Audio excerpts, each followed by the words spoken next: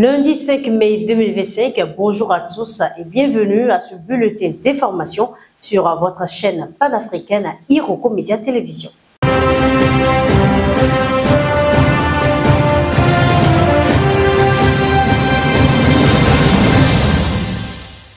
Au lendemain de l'investiture à la présidence du général Brice Clotaire Oligui Nguema, le chef du gouvernement gabonais, Raymond Sima a remis la démission de son équipe au chef de l'État, lui souhaitant à cette occasion ses vœux de réussite à ses septennats qu'il commence. Tout juste intronisé à la tête de la nouvelle République, le nouveau président doit lui procéder rapidement à une slave de nomination. Remercié pour son engagement exemplaire durant la transition par le nouveau président Brice Oligui Nguema, le chef du gouvernement Raymond Sima a quitté la primature dimanche 4 mai en emmenant ses prérogatives avec lui, le poste de Premier ministre disparaissant dans la nouvelle constitution gabonaise. Fortement présidentialiste, le test fait en effet du chef de l'État le détenteur de l'ensemble du pouvoir exécutif, bien que celui-ci doive malgré tout nommer un vice-président du gouvernement qui lui est rattaché, poste qui requiert à la fois du poids politique et une connaissance pointue de l'administration, alors que le gouvernement va devoir plancher sur plusieurs tests, dont le découpage électoral et la loi sur les partis politiques.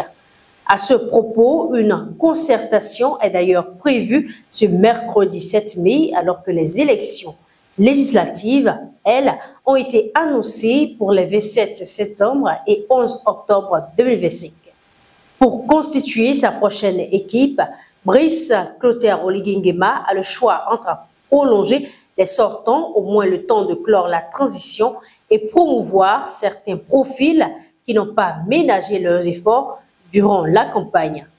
Dans cette perspective, les équilibres seront donc à scruter à la loupe afin de jauger le poids des différents cercles d'influence.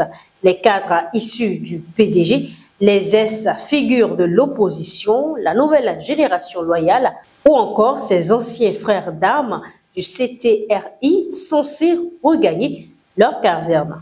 Enfin, le chef de l'État doit aussi nommer un autre vice-président dont le rôle est protocolaire, poste qu'occupait Joseph Ourondo-Ber durant la transition. Toujours en Afrique de l'Est, plus précisément République démocratique du Congo, les forces armées de la République démocratique du Congo dénoncent dans un communiqué ce dimanche 4 mai 2025 une attaque contre la localité de Lunasenji dans l'est du pays. Attaque menée vendredi par le mouvement du 23 avril et ses alliés de l'armée rwandaise.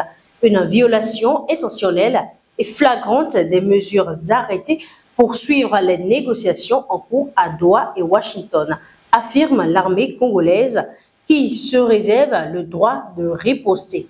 La localité de Lunasenji est située dans les rives du lac Édouard, dans le territoire de Lubero au nord Kivu.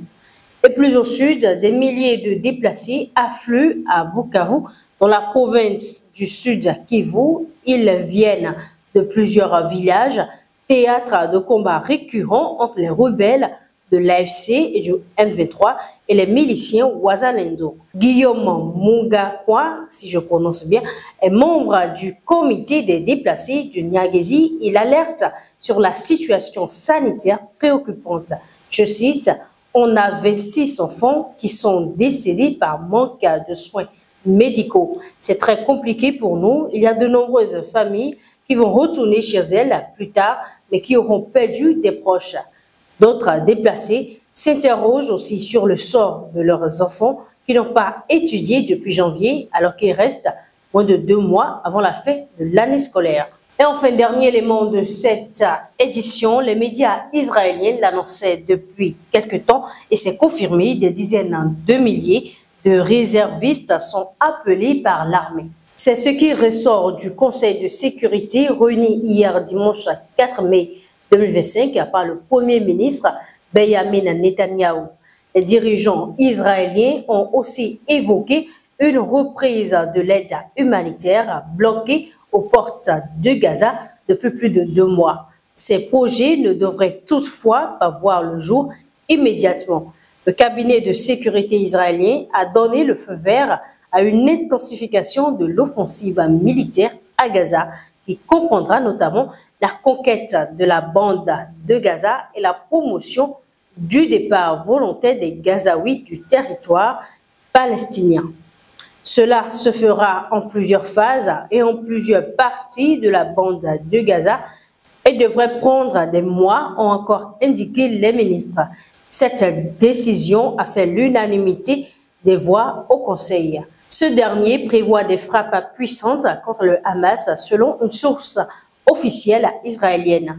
Le Forum des familles, la plus grande association de proches d'otages en Israël, a accusé de son côté le gouvernement israélien de sacrifier les otages à Gaza.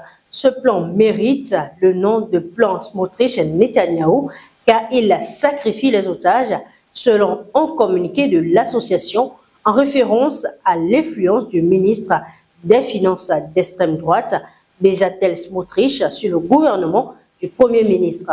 Je cite, « Ce matin, le gouvernement admet qu'il choisit le territoire plutôt que les otages, contrairement au souhait de plus de 70% de la population », ajoute le texte. Le Premier ministre israélien a par ailleurs affirmé pendant la réunion qu'il a continué à promouvoir le plan Trump visant à permettre le départ volontaire des habitants de Gaza et que les négociations à ce sujet se poursuivaient. Ce projet avait suscité un tollé à l'international. Ce plan n'est pas supposé entrer en vigueur de manière immédiate et s'est heurté à l'opposition de l'extrême droite, notamment du ministre Itamar Ben-Gvir, et a donné lieu à de vives altercations avec le chef d'état-major qui a mis en garde les ministres extrémistes. On pourrait dire que les Gazaouis, en dépit de la crise humanitaire et de l'infanticide observé depuis peu, ont encore des jours douloureux devant eux. C'est tout pour cette édition. Merci de nous avoir suivis. Ne manquez pas le prochain rendez-vous sur votre chaîne. À bientôt.